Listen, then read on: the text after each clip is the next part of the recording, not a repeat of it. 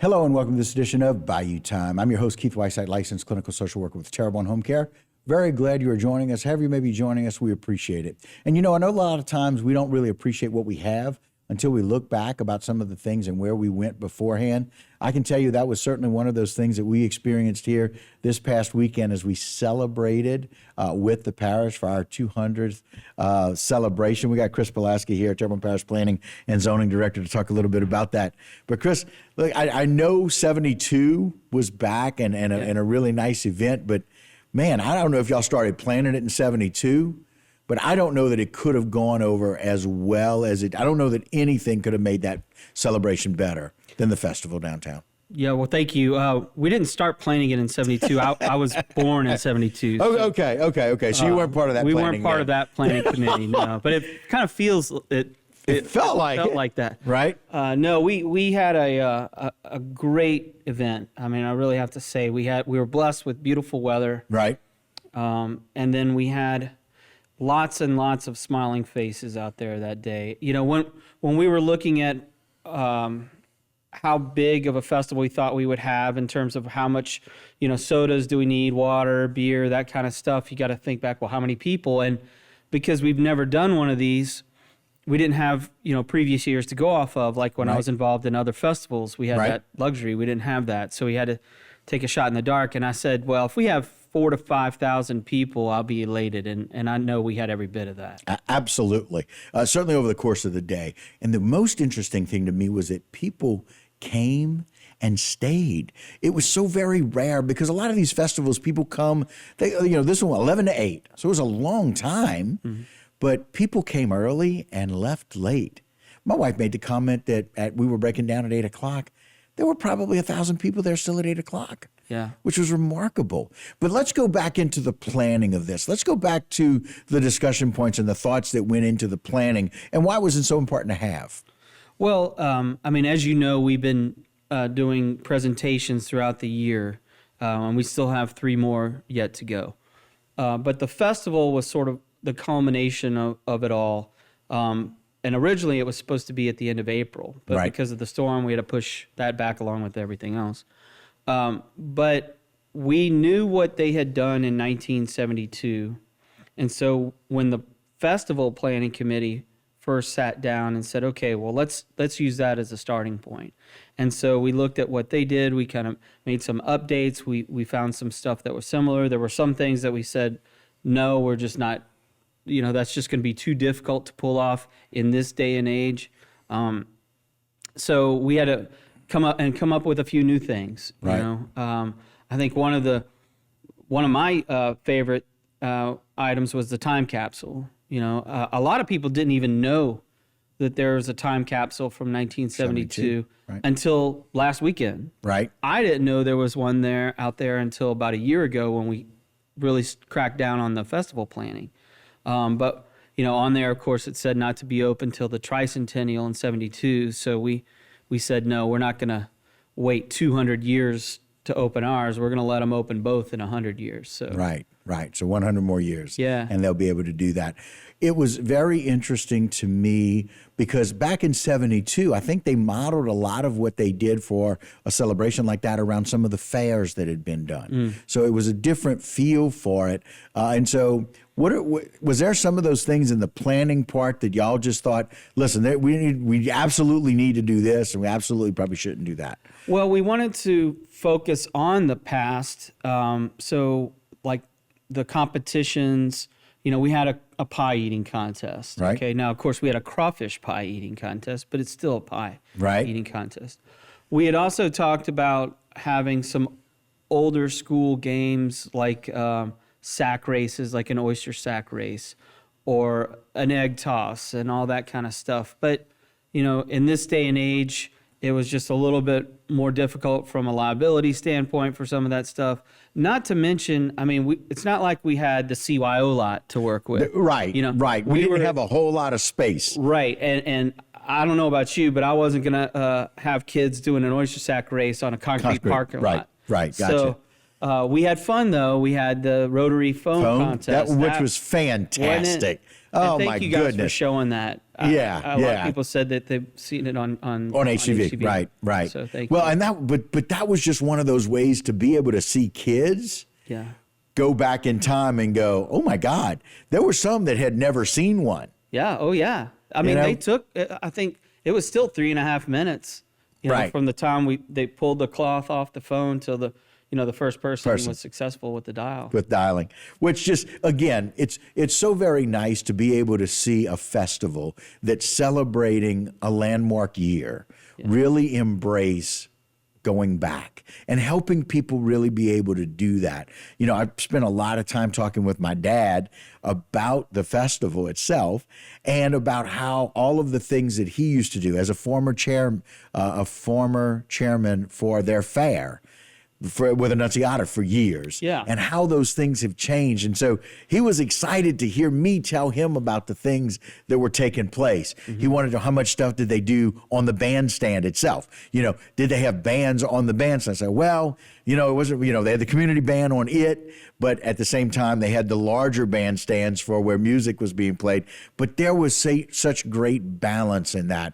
And so what I'd really like to do, if it's all right with you, Chris, is take a short break and come back and talk about the balance of the day and how that happened with how people enjoyed it, the weather, and just all of those fun things. Like you said, many, many smiling faces. That was the best part. One of those things to look at what they did in the past, what we're going to do now, which makes sense. But it's another thing to really think about how you want to have good flow at an event like this. Yeah. So on that planning committee, I mean, we had some really talented folks who've been involved in other festivals and fairs. Katie Portier, for example. And whenever you're designing a festival and how it works, you're looking at how things ebb and flow. You want to move people around from one area to another.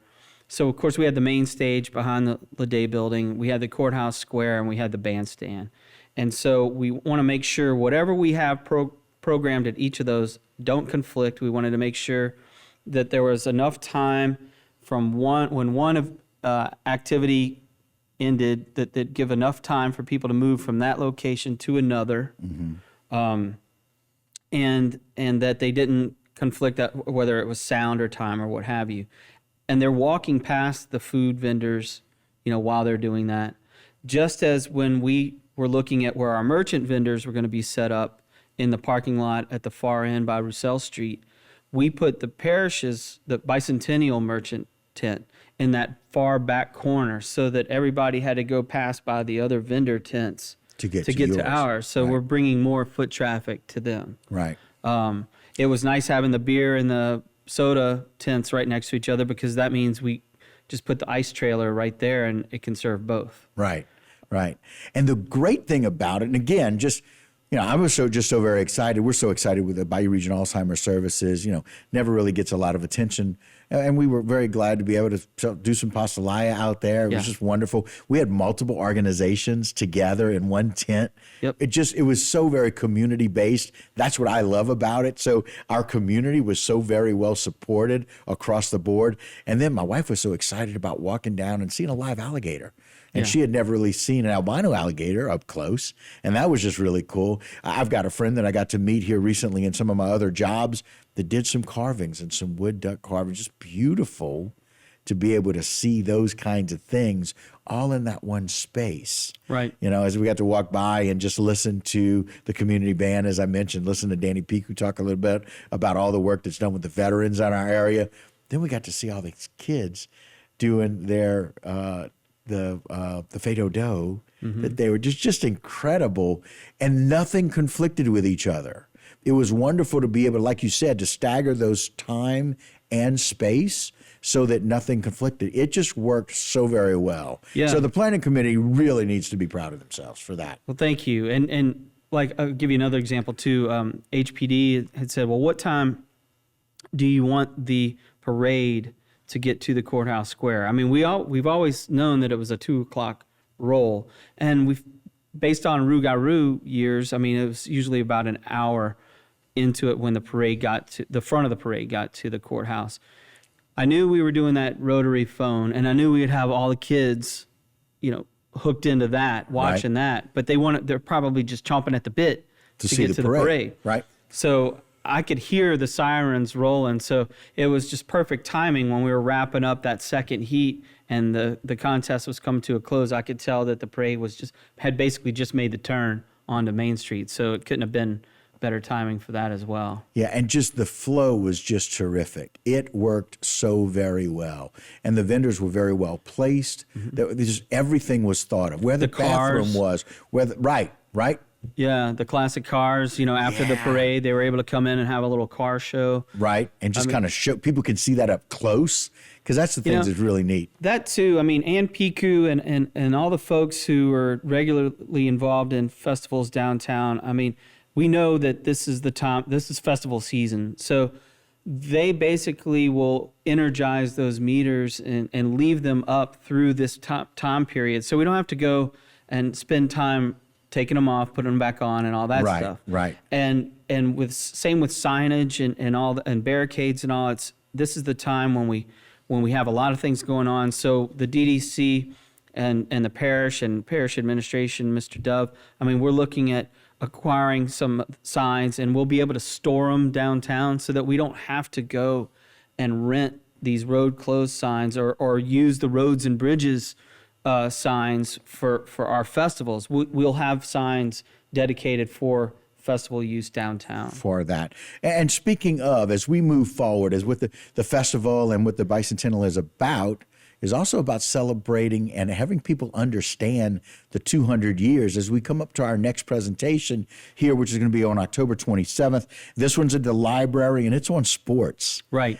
And my dad's really excited because he actually is a part of that. Yeah. From the last 60 or 70 years. Well, Stan Gravois has done an outstanding job. I think everybody's going to be pleased with this one. Right.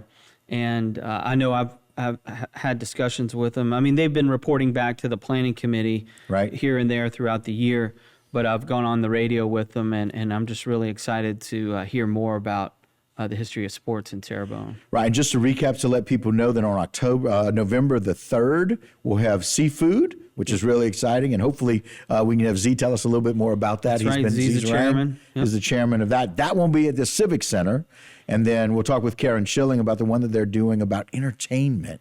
Right. And so a lot of the people from the theater, that one's going to be most unique. Yeah. And that's on December 1st. That one's going to be a real celebration and a lot should be a lot sharing. of fun. It really, really should be. Talking a little bit about some of the really good things happening in Houma. And Chris, I got to tell you, we talked about the festival and all the wonderful things going on with it. We talked about all the presentations that go with it. But man, there's some iconic things changing downtown. Let's talk a little bit about this Rotary Centennial Plaza that's going to be constructed here very soon. Yeah, so in the Vision 2030 master plan, I'm going back now, in 2012, when the parish had developed a comprehensive master plan, in the downtown chapter, one of the suggested objectives to reaching the goal of economic development was to have a permanent closure of that block of Boulanger Street. So that's what sort of sparked that idea. And it's sort of sat there for a while as we were busy with other things. And then, about 2 or 3 years ago, right about the time of the planning for the downtown demonstration day in December of 2019, Jerry Leday had approached administration and me about wanting to do a park because Rotary would be celebrating its centennial, its 100-year anniversary in 2021. And it's very common for Rotaries around the country, or around the world, I suppose, whenever they reach that milestone, is oftentimes they will build a park and dedicate it to the municipality or what have you, and have a public park to celebrate 100 years of Rotary service. So when he came to us and said, well, where can we put this? Well, it was kind of the perfect marriage right there. And then especially after all the comments that we had from Downtown Demonstration Day, people loved the idea of the tables and chairs in Boulanger Street. And I watched over the years a lot of the adjacent businesses, every now and then they'll have some event. Maybe Sammy would have a wedding reception out there, something like that. Right. So we just knew it was something that people wanted to do and it would be a good idea. So Jerry and the Rotary, they were able to raise $250,000. Wow. Yeah, I mean, pretty impressive in a fairly short time. amount of time. Right. And then you took that money, added it to the money that the parish administration and council put forward, Explore Houma put some money into it, and then, of course, our state delegation put in the lion's share of that money. Right. And it's all was done to promote economic development of downtown Houma. And what it does is it basically gives a sense of place. It's somewhere where everybody can come and enjoy being together, enjoy being outside. You will be able to, when you go to this space, you can purchase food or beverages from the adjacent businesses. You can bring your own. If you want to bring your lunch and have a lunch out there, that's fine. We won't be able to have those businesses along the street have tableside service in the middle of that plaza, but they can along where the sidewalk. Okay. The former sidewalk was, right? And we'll actually delineate that so they know where their tables can be set up, where their servers can be. Right. Where they as a vendor are versus the public area. Right. So, and then imagine, when the theater is about to come online, and so they can have patrons of the Petite Theater will be able to utilize that space. We've got a beautiful brand new bandstand at the Courthouse Square, which, by the way, is also an amazing new structure. And we are already getting public use permit applications for weddings out there. So, everybody's graduation photos and wedding photos and all that stuff. That's what they want. And speaking of photos, we have an early perception of what this was going to look like. Jen, put that up. So tell us a little bit about this, Chris, as we describe it. So this is an early artist rendering. It's been refined since then, but what we're basically looking at is the view from Church Street looking down towards Greenwich. Right. So that's Downtown Joe is the building on the corner on the left of the screen. Right. So we'll have these series of columns. There's 4 pairs of columns that are placed, I think it's 50 feet apart or something like that. Right. All the way down with these metal arches. And on the either end, it'll say Rotary Centennial Plaza, and there'll be those T lights on the underside, or festoon lights on the underside of those arches. Okay. And we're working on a way to also create that light tunnel. Okay. I think that's going to have the big wow impact, right? Yeah. The pavers, the street itself, what we currently know, all of that concrete will be taken out, as well as the concrete for the sidewalks. It'll all be replaced with concrete pavers, and it'll all be at the same level. Oh, very nice. No step up or step down. And it'll be wonderful for people with disabilities, wheelchairs, those kinds of things. So you'll transition from the level of Church Street and the same on the back end at Greenwich up to the level of the plaza, and there'll be bollards there, so we keep vehicles out, but those bollards are removable. So if a fire truck ever has to roll through there, or an ambulance, they can do it. That's why the arches are sized the way they are. Right. Wow. The columns will have places for Rotary to put plaques and other commemorative items. On the far end at the Greenwich Street end, there's a large monument sign that identifies the park. There's a lot of detail that went into it. Right. And we'll need another couple of we'll talk about that, right. We're at about $1.2 million, and we're anticipating we'll be finished somewhere mid-March. So hopefully by April or so, knowing that very often we have some of those weather delays. But this is awfully exciting. It's wonderful that the idea came to be, but not just an idea, it's got to be a great working with the parish to be able to say, let's move this to fruition, and y'all were able to do it. That's wonderful. And I want to commend the adjacent property owners for all their help. And we're going to keep working with all those guys to hopefully make this as smooth as possible. I love it. Chris, thanks for all your time. We appreciate it. And that will do it for us here on Bayou Time. A whole lot more local program on HTV. Stay tuned.